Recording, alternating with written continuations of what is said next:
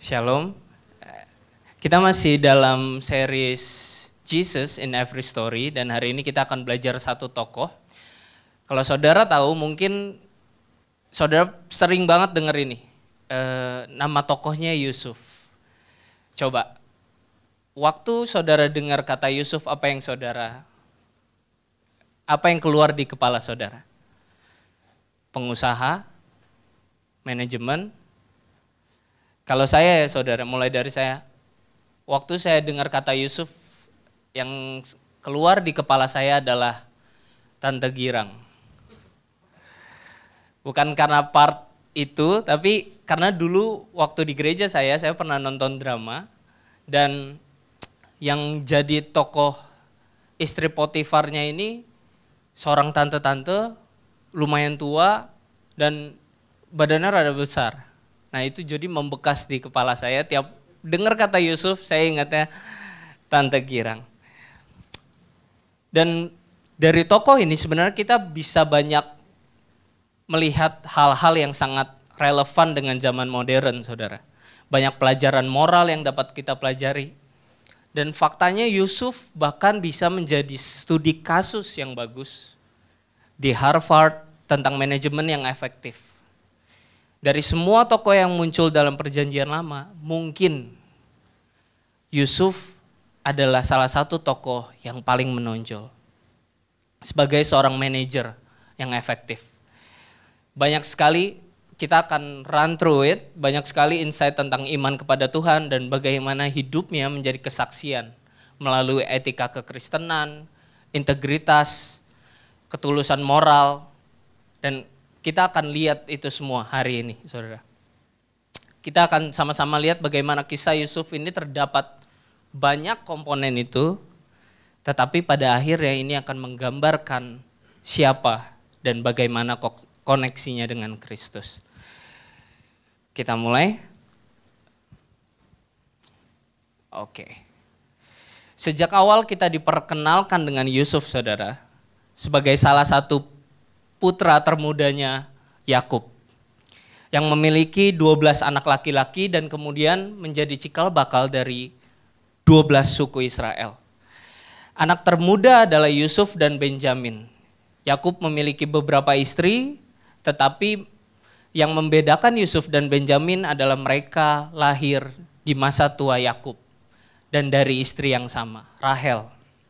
Jadi meskipun mereka ini ber-13, mereka ini banyak saudara, tapi mereka punya ayah yang sama, tapi ibunya beda-beda.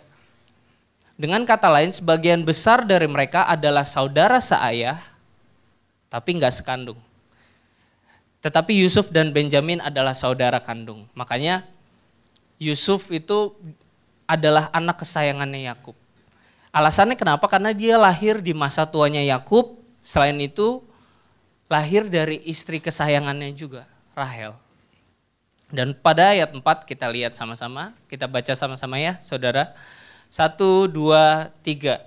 Setelah dilihat oleh saudara-saudaranya bahwa ayahnya lebih mengasihi Yusuf dari semua saudaranya, maka bencilah mereka itu kepadanya dan tidak mau menyapanya dengan ramah. Pertama dia saudara-saudaranya udah tahu nih kalau papanya ini pilih kasih sama Yusuf. Selain itu Yusuf juga seorang pemimpi, saudara. Baik dalam artian puitis maupun dalam artian harafiah, Yusuf memiliki karunia menafsirkan mimpi. Jadi saat masih muda dia mimpi, dia cerita kepada saudara-saudaranya tentang mimpi itu, mengisyaratkan bahwa suatu hari nanti mereka akan bersujud di hadapannya. Nah, bayangin dah saudara. Jadi dari sebelum mimpi aja yang kita baca di ayat 4, Yusuf itu udah dibenci sama saudaranya. Tapi dia dapat mimpi nyebelin gitu, terus dia cerita lagi sama saudara-saudaranya. Bayangkan saudara, walaupun Yusuf cerita tanpa niat buruk ya, bukan untuk menyombongkan diri, karena dia sendiri pun terkejut dengan mimpi. Dia bingung arti mimpinya apa. Namun alih-alih saudaranya itu bersuka cita, saudaranya menjadi marah waktu dengar mimpinya. This is very modern menurutku, momen ini. Hal langka yang zaman sekarang kita bisa bertemu adalah kita jarang bisa ketemu dengan orang yang bisa ikut senang dan bersuka cita dalam keberhasilan dan pencapaian kita. Bahkan kalau kita mau jujur, seberapa sering kita terusik, kita marah dengan pencapaian dan keberhasilan orang yang kita lihat lewat sosial media. Karena apa, saudara? Karena setiap kita hanya berpusat pada diri kita masing-masing. Ketika itu sudah menyangkut orang lain, kita cenderung gak peduli, iri, bahkan dengki seperti saudara-saudara Yusuf. Dan saudara-saudaranya kemarahannya semakin memuncak ketika Yakub memberikan jubah indah kepada Yusuf. Kita sering dengar ya di sekolah minggu soal itu.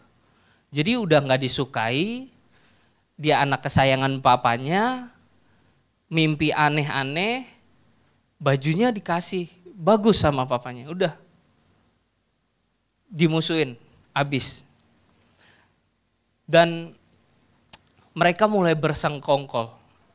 Pada ayat Kejadian 37 ayat 18, dari jauh ia telah kelihatan kepada mereka. Jadi waktu papanya suruh Yusuf ini, coba tengokin saudara-saudaramu yang lagi di padang.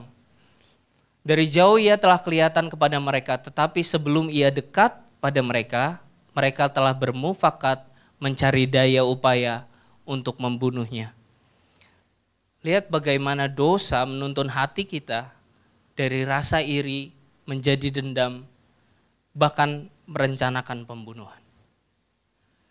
Pada ayat 19 kita lanjut, kata mereka seorang kepada yang lain, lihat tukang mimpi kita itu datang. Sekarang marilah kita bunuh dia dan kita lemparkan ke dalam salah satu sumur ini. Lalu kita katakan seekor binatang buas telah menerkamnya. Dan kita akan lihat nanti bagaimana jadinya mimpi itu. Mereka menangkap Yusuf, membuangnya ke dalam sumur dan berniat membiarkannya mati di sana. Namun saudara tertua mereka, Ruben namanya, merasa bersalah dan menyarankan agar mereka tidak membunuh Yusuf. Gimana kalau kita jual aja dia daripada kita bunuh?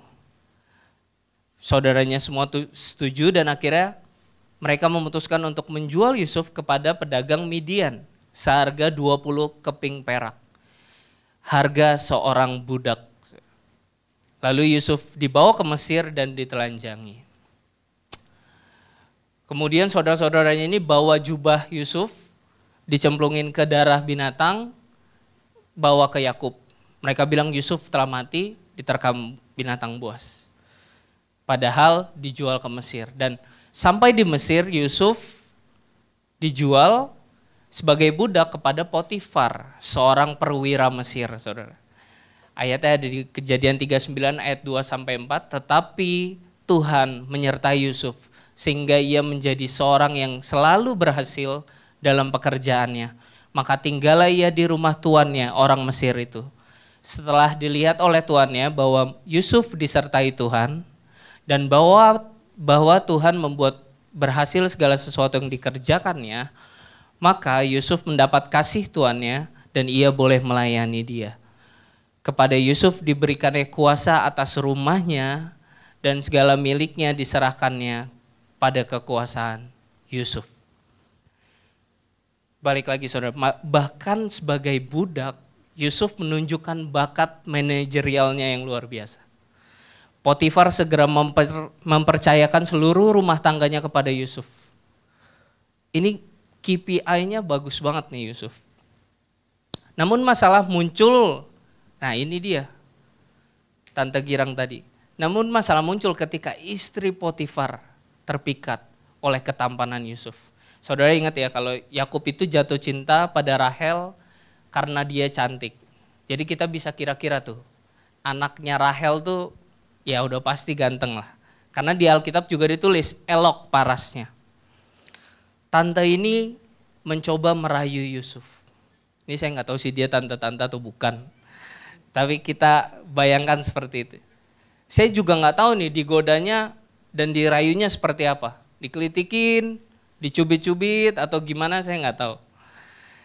Tetapi Yusuf menolak karena baginya itu adalah dosa terhadap Tuhan. Dan ini salah satu pelajaran moral juga saudara. Kalau ada cobaan, jangan dicobain. Yusuf lari dari godaan itu waktu diajak tidur dengan istri Potifar. Akhirnya jaketnya atau jubahnya itu ketinggalan saudara. Merasa sakit hati karena penolakan itu, akhirnya Yusuf dituduh berusaha memperkosanya. Potifar marah mendengar tuduhan itu, menjebloskan Yusuf ke penjara. Ini mimpi saudara-saudaranya akan sujud menyembah dia, berujung dijual, jadi budak, masuk penjara. Dahsyat memang. Kejadian 39 ayat 21 sampai 2. Tetapi Tuhan menyertai Yusuf dan melimpahkan kasih setianya kepadanya dan membuat Yusuf kesayangan bagi kepala penjara itu. Sebab itu kepala penjara mempercayakan semua tahanan dalam penjara itu kepada Yusuf dan segala pekerjaan yang harus dilakukan di situ. Dialah yang mengurusnya.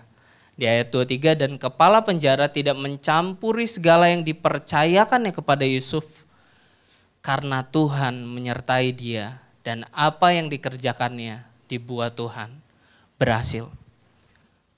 Di penjara Yusuf kembali menunjukkan kemampuannya saudara dan segera mendapatkan kepercayaan. Memang benar ini ada baiknya. Kalau kita kerja dengan baik, ini adalah kebenaran umum. Jika saudara berintegritas, kerjanya benar, pasti saudara akan disayangi oleh orang-orang sekeliling Anda. Tetapi apa yang kita sering lupa dari background keberhasilan Yusuf ada pada ayat 21. Tetapi Tuhan menyertai Yusuf. Dan kita akan lihat saudara, penyertaan Tuhan terhadap Yusuf bukan semata-mata untuk Yusuf seorang.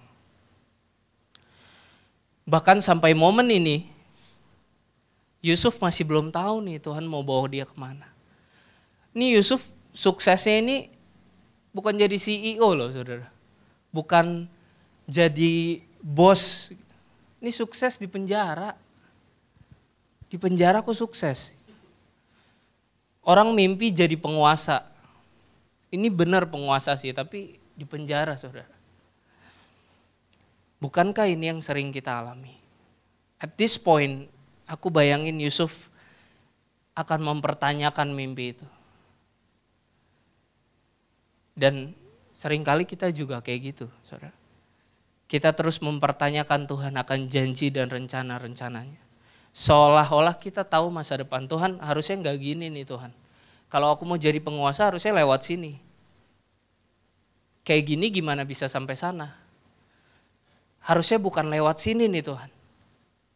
Buat Yusuf, it doesn't make sense at all.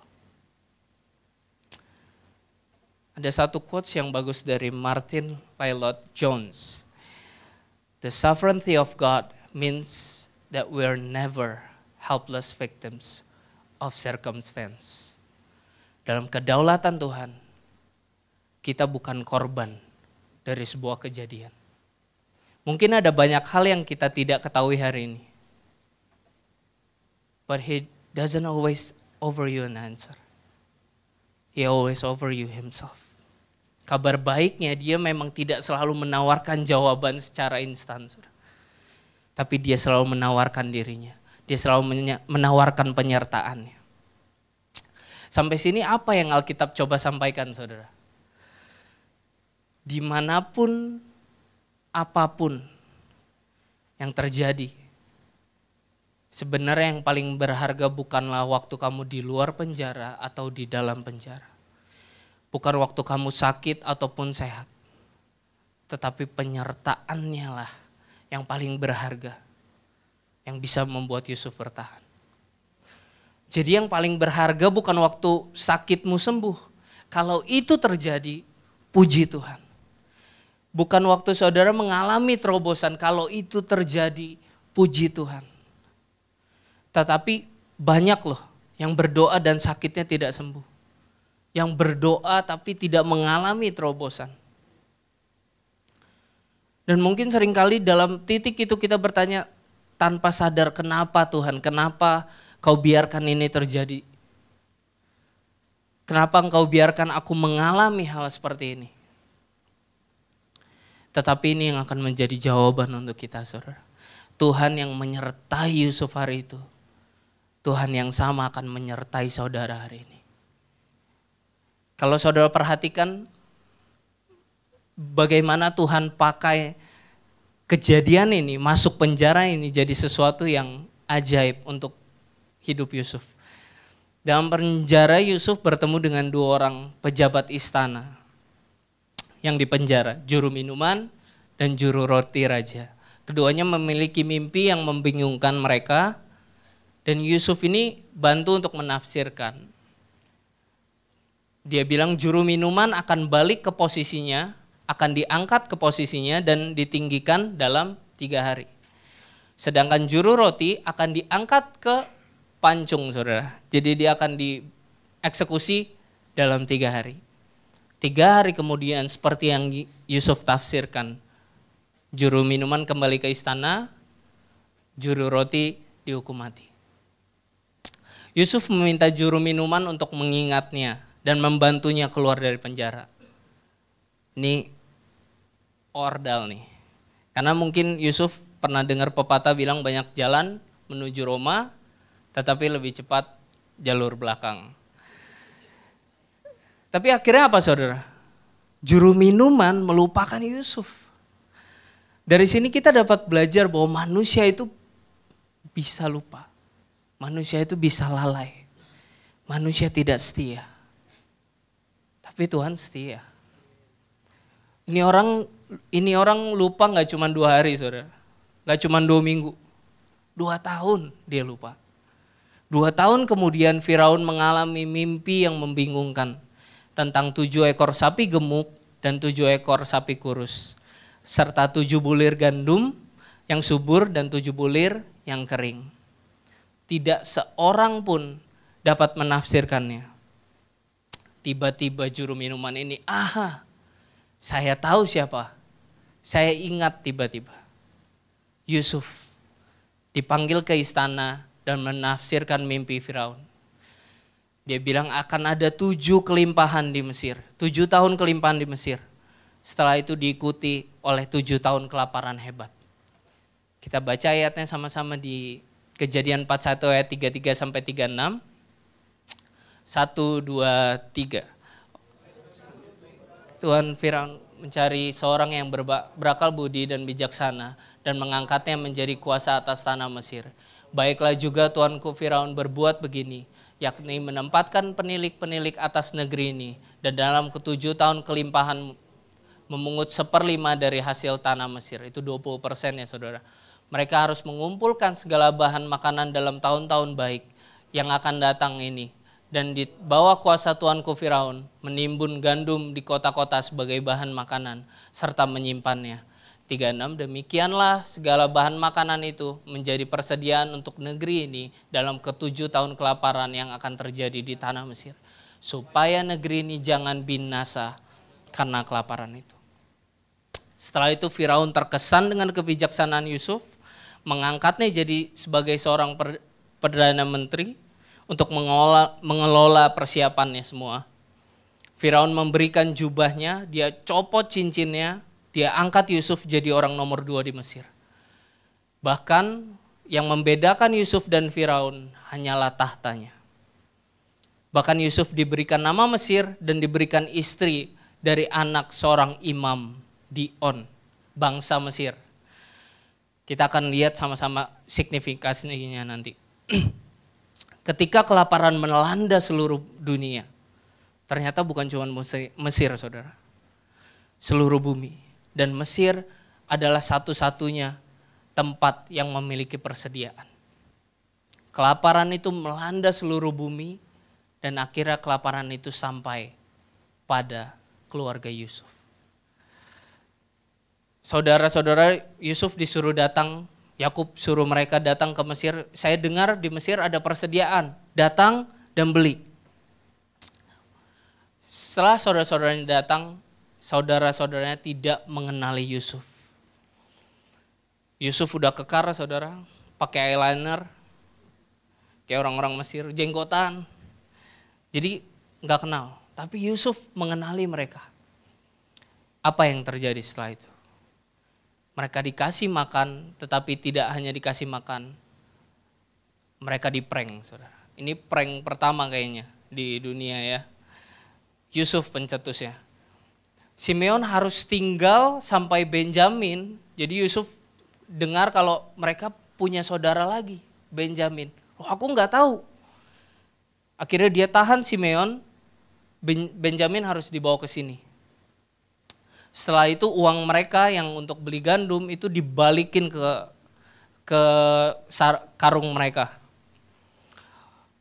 Yakub mendengar itu, udah hilang Yusuf, Simeon ditahan, ini mau bawa Benjamin, mati aja gua, kata dia.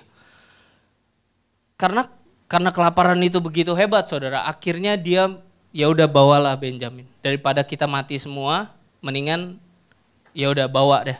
Kita coba lihat bagaimana nanti ke depannya. Akhirnya Yakub memberikan izin untuk membawa Benjamin ke Mesir. Sampai di Mesir, mereka diajak makan, diprank lagi, karena piala minuman raja itu dimasukkan ke karung Benjamin. Jadi seolah-olah mencuri. Saudara-saudaranya sudah panik, mati beneran ini bapak kita kalau tahu Benjamin ditahan. Dan pada waktu itu Yusuf akhirnya nggak tahan dan dia bilang, aku ini Yusuf yang engkau hianati, yang engkau jual sebagai budak. Ini aku. Dia peluk Benjamin, dia peluk saudara-saudaranya, dia bawa bapaknya akhirnya ke Mesir. Dan 12 suku ini bertambah banyak dan bertambah besar di sana. Pesan moral yang berikutnya adalah alih-alih membalas dendam, Yusuf berkata kepada mereka, janganlah bersedih atau marah, karena kalian telah menjual aku ke sini sebab Tuhan mengutus aku mendahului kalian untuk menyelamatkan nyawa. Kita baca sama-sama di Kejadian 50 ayat 20. 1, 2, 3. Memang kamu telah mereka-rekakan yang jahat terhadap aku, tetapi Allah telah mereka-rekakannya untuk kebaikan, dengan maksud melakukan seperti apa yang terjadi sekarang ini, yakni memelihara hidup suatu bangsa yang besar. Inilah esensi saudara dari kisah Yusuf. Pengungkapan kedaulatan Tuhan dalam sejarah manusia. Yusuf adalah korban ketidakadilan. Namun ia melihat bahwa di balik semua penderitaannya, ada rencana Tuhan yang lebih besar. Kalau khotbah ini kita tutup di sini saudara. Kita sudah belajar banyak hal ya. Bagaimana kecakapan manajemen Yusuf, integritas kekristenan, bagaimana percaya dalam setiap keadaan. Tapi kalau kita tutup di sini justru kita miss point yang lebih dalam dan lebih indah di balik kisah ini. Let me ask you a question. Kenapa ya Tuhan pilih Yusuf? Kalau kita lihat Yusuf, dia bukan orang yang sempurna juga ya. Rada pamer juga, mimpi bagus, dia cerita-cerita, ngenyeh-ngenyeh gitu. Udah tahu saudaranya gak suka. Dia bukan orang yang sempurna saudara. Karena Tuhan mau menunjukkan kedaulatannya. Menggunakan tahun-tahun penderitaan dan pengkhianatan untuk mendewasakan Yusuf. Bahkan Firaun dapat melihat karakter itu. Firaun dapat melihat seberapa Yusuf disertai Tuhan. Tetapi Yusuf diangkat bukan semata-mata hanya untuk Yusuf seorang saudara. Plan besarnya bukan untuk memenangkan Yusuf doang. Tapi karena apa saudara? Apa rencana besarnya? Yakni memelihara hidup suatu bangsa yang besar. Tanpa Yusuf mengalami semuanya itu, tidak ada penyelamatan keluarga Yakub dari kelaparan. tanpa keluarga Yakub selamat, tidak akan ada eksodus ke Mesir.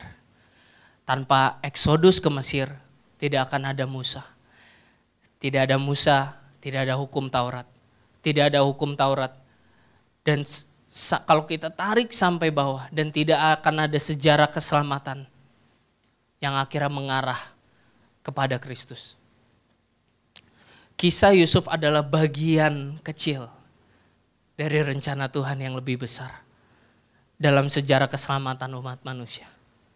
Dan kisah Yusuf sebenarnya menunjuk kepada Sang Mesias, Yesus Kristus di Perjanjian Baru. Ingat, Yusuf dikasihi oleh Bapaknya, Yesus Kristus. Inilah anakku yang aku kasihi, kepadanya lah aku berkenan. Yusuf dibenci oleh saudara-saudaranya. Yesus pun dibenci juga oleh saudara Yahudinya. Orang-orang Farisi dan ahli Taurat. Saudara-saudaranya berkonspirasi untuk membunuh Yusuf. Orang Farisi dan ahli Taurat berkonspirasi untuk membunuh Yesus. Yusuf dilempar ke dalam sumur, kemudian dijual sebagai budak.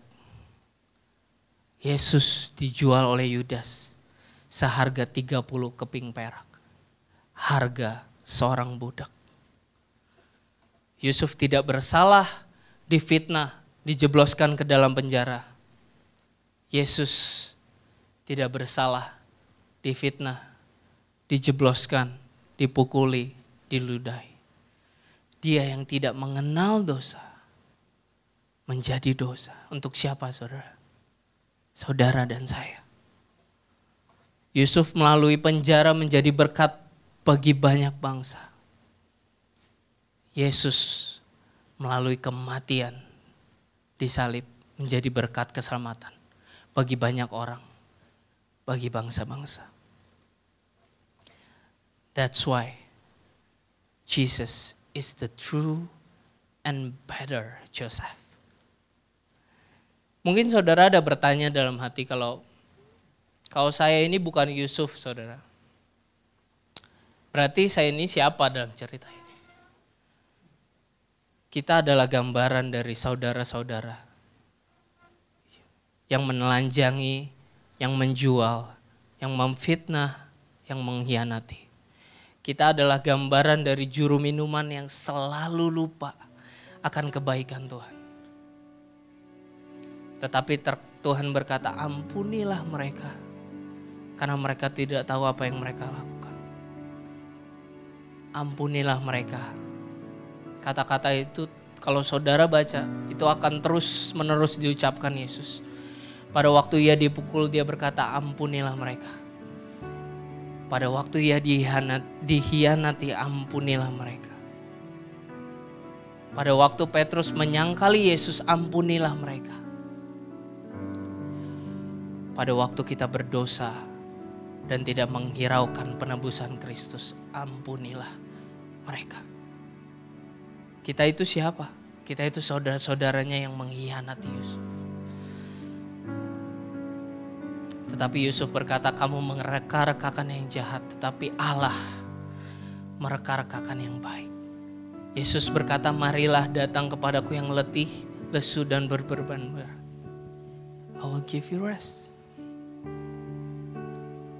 That's why Jesus is the true and better Joseph. Ini akan jadi poin terakhir saya, saudara. Saya berdoa kalau saudara miss poin-poin yang di belakang, saya berdoa saudara tidak miss poin yang ini. Kalau kita skip sedikit beberapa kitab ke depan, saudara akan lihat bagaimana bangsa Israel akhirnya diperbudak oleh Mesir, dan Musa akhirnya membawa bangsa Israel keluar dari Mesir. Muter padang gurun 40 tahun dan akhirnya masuk ke tanah perjanjian dalam pemerintahan Yosua, dipimpin oleh Yosua. Setelah masuk tanah Kanaan, mereka harus bagi warisan, area warisan. Anaknya Yakub yang cowok ada berapa? 12. Tapi Lewi tidak boleh punya warisan karena dikhususkan untuk mengurus bait Allah, saudara. Jadi harusnya pembagiannya 11. Tapi di kitab kalau kita baca dengan detail, pembagiannya itu 13 saudara. Kenapa 13? Karena anak-anak Yusuf diperhitungkan sebagai ahli waris. Dan masih ingatkah saudara, orang mana istri Yusuf? Orang Mesir. Di Kejadian 48 ayat 5. Maka sekarang kedua anakmu yang lahir bagimu di tanah Mesir, sebelum aku datang kepadamu ke Mesir. Ini kata Yakub kepada Yusuf ya. Akulah yang empunya mereka. Akulah yang akan mempunyai Efraim dan Manasye. Sama seperti Ruben dan Simeon. Dan keturunanmu yang kau peroleh sesudah mereka, engkaulah yang mempunyai. Tetapi dalam pembagian warisan, nama mereka akan disebutkan berdasarkan nama keduanya, kedua saudaranya itu. Saudara tahu kenapa ini tidak lazim? Karena mereka bukan darah asli orang Yahudi. Mereka non-Yahudi. Mereka half blood. Dan makanya pada Kejadian 49 ayat 22, Yusuf adalah seperti pohon buah-buahan yang muda. Pohon buah-buahan yang muda pada mata air. Dahan-dahannya naik mengatasi tembok. Karena ini tidak lazim saudara. Saudara mulai sadar kenapa ini penting sekali. Karena lewat Yusuf ada keturunan non-Yahudi yang menjadi anak-anak Abraham. Rasul Paulus menulis seperti ini saudara.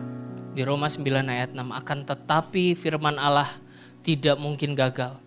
Sebab tidak semua orang yang berasal dari Israel adalah Israel. Kenapa penting saudara? Kalau Yusuf adalah gambaran Yesus. Melalui Yusuf ada orang-orang non-Yahudi yang mendapatkan berkat Abraham. Kita yang mestinya secara fisik, saya sipit saudara, tidak akan pernah bisa menerima berkat Abraham. Orang Indonesia, Chinese, Jawa, Batak, Madura, Manado, we can't. Tapi melalui iman kepada Yesus, kita pun diperhitungkan sebagai anak-anak Abraham. Galatia 3 ayat 6, secara itu jugalah Abraham percaya kepada Allah, maka Allah memperhitungkan hal itu kepadanya sebagai kebenaran. Jadi kamu lihat bahwa mereka yang hidup dari iman, mereka itulah anak Abraham. Siapa yang hidup dari iman saudara? Saudara dan saya. Terlebih lagi saudara, kita yang seharusnya tidak pernah layak terima berkat keselamatan itu. Kita yang dikandung dalam dosa, diperanakan dalam kesalahan. Keselamatan tidak pernah jadi bagian kita. Tetapi hari ini kita diperhitungkan sebagai orang-orang yang dibenarkan lewat karya dan penembusan Yesus Kristus buat kita. Kita diperhitungkan dan Dia angkat jadi anak-anaknya. Setiap kali Bapa melihat kita, Ia tidak lagi melihat dosa dan kesalahan kita. Ia melihat kebenaran dan kesempurnaan Kristus. Lihat saudara bagaimana Tuhan memakai apa yang jahat dalam rencananya. Untuk apa saudara? Untuk menyelamatkan saudara. Untuk menyelamatkan saya. Supaya hari ini apapun keadaan kita, baik ataupun buruk, kuat ataupun lemah, sakit maupun sehat, tepat waktu ataupun terlambat, kita tetap dapat berkata Christ is enough. Mari kita sama-sama bangkit berdiri, kita responi kabar baik ini.